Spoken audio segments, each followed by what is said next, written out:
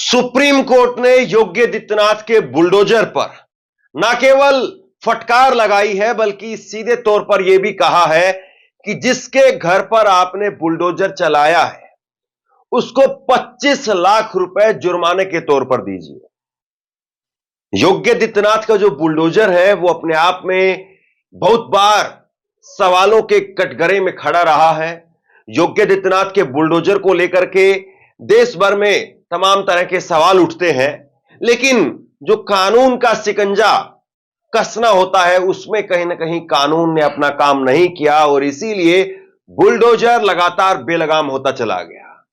अब सीजेआई चंद्रचूड़ साहब रिटायरमेंट पर बैठे हुए हैं।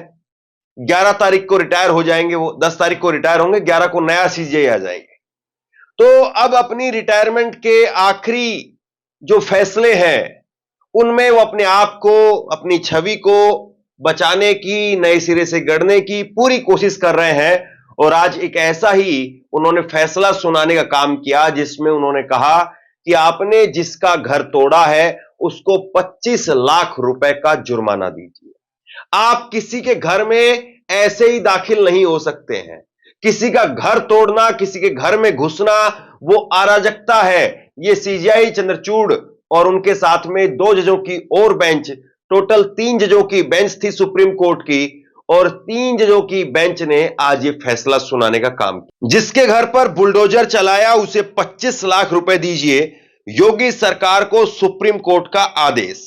सीजेआई डीवाई चंद्रचूड़ ने कहा कि यूपी सरकार की ओर से कहा गया कि सिर्फ 3.6 वर्ग मीटर का अतिक्रमण था।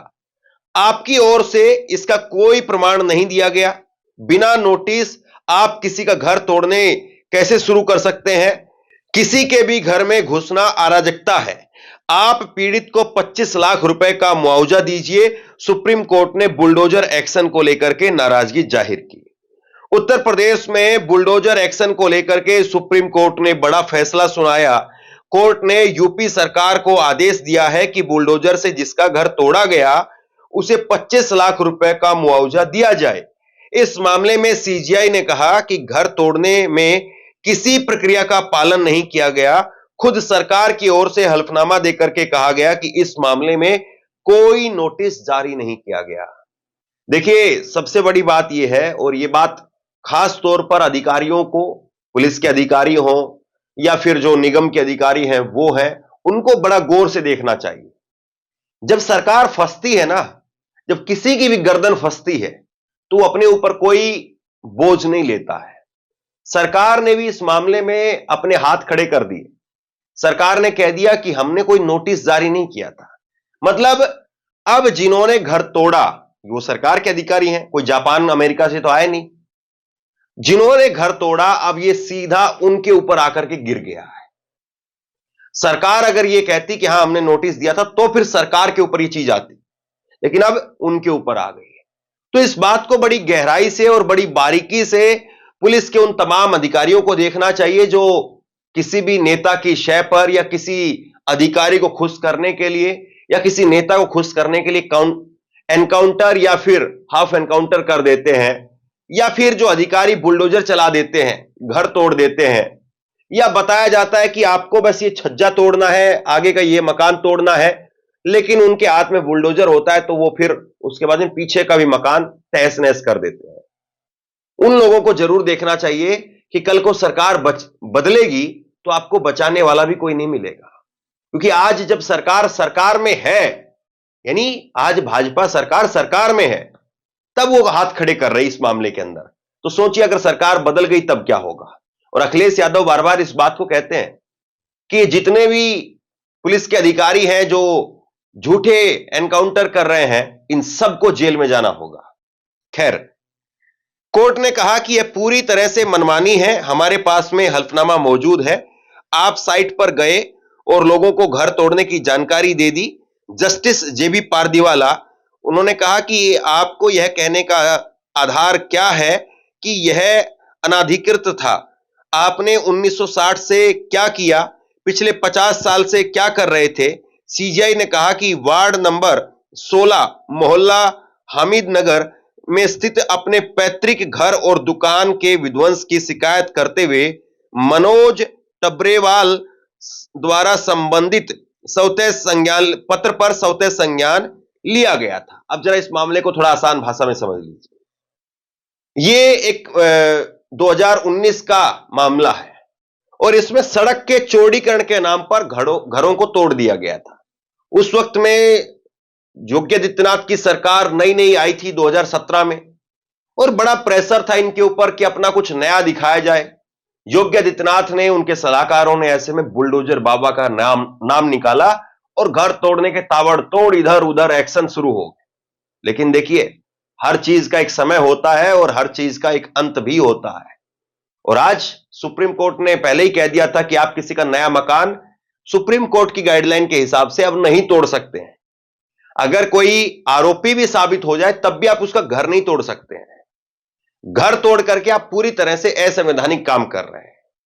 तो 2019 का यह मामला था जिसमें 2020 में सुमोटो यानी सौते संज्ञान लेते हुए मामला दर्ज किया गया था। और अब जाकर के, हालांकि हमारी जो न्याय व्यवस्था है वो बहुत स्लो है, जो प्रक्रिया है वो फास्ट हो जानी चाहिए, लेकिन बहुत स्लो है। और आदमी 4-5 साल, 10 साल, 15 साल, 20 साल की जो प्रक्रिया है उसमें पिस करके टूट जाता है, पीछे हट जाता है, समझौता कर लेता है, मान जाता है, कुछ ले दे करके बात खत्म हो जाती है। वरना बात कहां तक जा सकती है वो इस केस को देख करके आपको समझ में आ रही होंगी। सुप्रीम कोर्ट ने सुनवाई के दौरान यूपी सरकार से कहा कि आपके अधिकारी ने पिछली रात सड़क चौड़ीकरण के पीले निशान वाली जगह को तोड़ दिया। अगले दिन सुबह आप बुलडोजर लेकर के आए। आप परिवार को घर खाली करने का समय नहीं देते हैं। इस मामले में सड़क चौड़ीकरण तो सिर्फ एक बहाना नजर आता है। सीजीआई ने कहा कि यूपी ने एनएच की मूल चौड़ाई दर्शाने के लिए कोई दस्तावेज पेश नहीं किया। एनएचआरसी की रिपोर्ट बताती है कि तोड़ा गया हिस्सा 3.75 मीटर से अधिक का था। अब जरा इस मामले को और गहराई से समझिए। मतलब सड़क जो है, हाईवे, वो चौड़ा होना था और हाईवे चौड़ा होना था, उसको लेकर के मकान जो सड़क के किनारे थे उन पर पीले निशान लगा दिए गए। पीले निशान लगा दिए गए। अधिकारी आते हैं, रात को उन मकानों को तोड़ देते हैं। जो मकान मालिक थे उन्होंने अपने मकानों को खाली भी कर लिया था, लेकिन उसके बाद में फिर दोबारा बुलडोजर लेकर के आए। मतलब जब सर पर आपके बहुत कुछ सवार हो जाए, जब आप जो है वो अपनी बुद्धि से काम ना लें, जब आपके अंदर कैसे डाल दी जाए और कोई दूसरा आपको हाँकने का काम कर रहा हो, तो फिर यही होता है। दोबारा फिर बुलडोजर लेकर के आते हैं सुबह और फिर बुलडोजर ला करके फिर जो और पीछे का मकान का हिस्सा था उसको भी तोड़ दिया। और पहले जो मकान तोड़ा जाना था वो 3.6 वर्ग मीटर का था। मतलब यहां तक सड़क चौड़ी से लेकर के और 3.6 वर्ग मीटर तक जो हिस्सा आ रहा है उसको तो आप अवैध मान रहे हैं, लेकिन जो मकान तोड़ दिया गया वो 3.75 वर्ग मीटर से भी और आगे था। मतलब अपनी कोई नियम कायदे या फीता डाल करके चलना, निशानदेही करना, नोटिस देना, समय से जो है उसको मकान को खाली करवाना, ये सारी प्रक्रियाएं जो होती हैं उनको ताक पर रख दिया गया और अपनी मनमानी करते हुए बुलडोजर यहां पर फेर दिया गया। एक कहावत कही जाती है कि कानून की चक्की जब पीसती है तो बड़ी बारीक पीसती है, और कानून की चक्की जब पीसती है तो फिर उसके बाद में पुराना भी हिसाब ले लेती है। अब ये जाहिर सी बात है, बहुत बार बहुत जगह पर सेटलमेंट हो जाती है। बहुत बार बहुत जगह पर ऐसे अधिकारी वो कहते हैं कि ठीक है, चलो 3 दिन का नहीं, तुमको 15 दिन का समय दिलवा देंगे, कुछ करवा दीजिए। पैसा खुलेआम जो है वो लिया जाता है।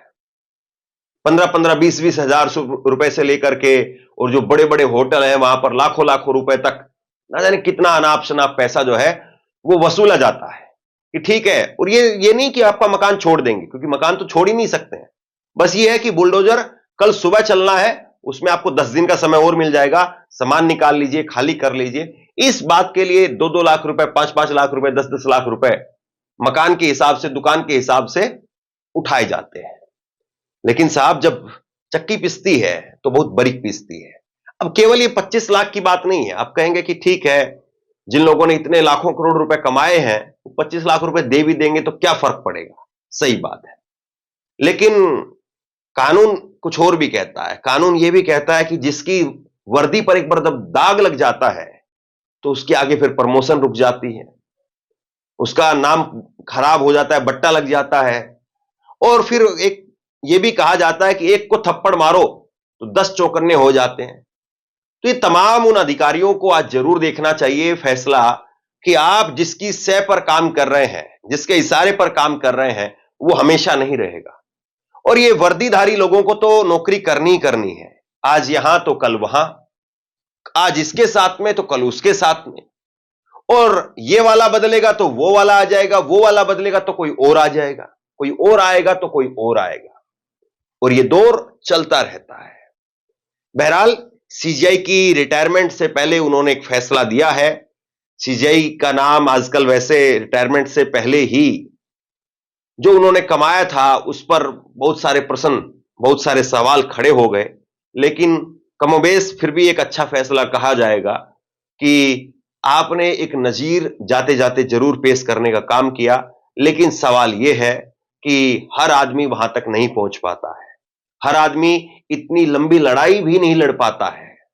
बहुत सारे आदमी जिला अदालतों में ही घुटने टेक देते हैं, बहुत सारे आदमी फिर उसके बाद हाई कोर्ट में जाते जाते ही पीछे हट जाते हैं। सुप्रीम कोर्ट बहुत लोग नहीं पहुंच पाते हैं। इस सुप्रीम कोर्ट का रास्ता कैसे आता है, किस तरीके से आता है, वकीलों की फीस, धक्के खाना, फाइलों का बोझ और फाइलें इकट्ठा करना, सबूत इकट्ठा करना, ये बहुत अपने आप में खर्चीला काम भी है और अपने आप में बहुत थका देने वाला भी है।